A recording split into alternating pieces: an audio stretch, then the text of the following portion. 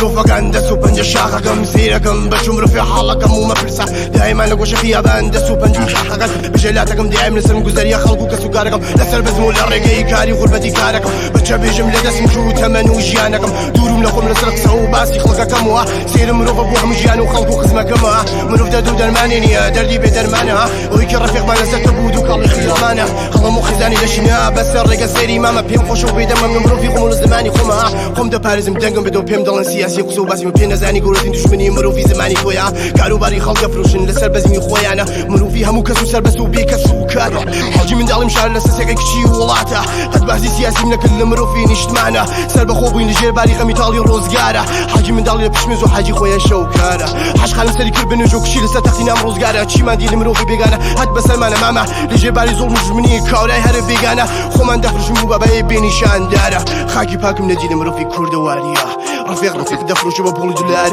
زارة رقة تمن شو لسر ما همو دردم بتوزي خفت شو لسر جواني ما بالله بو من خاك مروف دايما ما قيمة مروف خلقي خومان شنيكا دسا زين من دسو تنم تمني بحالي دروما مروف بشوني باخي ازدي خوشي بزحمة يا ماما سير مروف بشوني فريعي تقول لخا همو تمن خوشي ويسيل خود بينا من جيزك ما بينوس همو درد كان من مروفي ولاتا بارن زوغنا لسلام جو لخاك ما مروف تنيا يقدمو لبيدن قدم من علامة وشي زور لسلم بيدن خففهم لكارمة تنانتني لخفنا كان مخولة قلها مو شعرة كان مديته دداخ كان لسر مروف لولاتنا لم شعرون كل خلق وهر مروفي لكارمة دس بقيفان خالي نبولا ريقا وامدو جيانما سيدي خود كل بجاري مروفي ولات كان ولاتي من همو كل خمو فقير والندارة أخلا حالهم كاتي اللي أسمعي هنا أستكانم ما نقشويكم لأزوي بالله أشكارم همو بيهزي لخمانا لمروف مانا خوف فروش لقلمانا لا ميجي ولاتنا شاياني دوسو دوج من بيكي هان لقلمانا أما قانوني دوسو دوج من إيما كاريقري أوانا أقل شو بيد سرجي قمان لمروف معنا شرمان دي خزان نشتمان دبي بحال معنا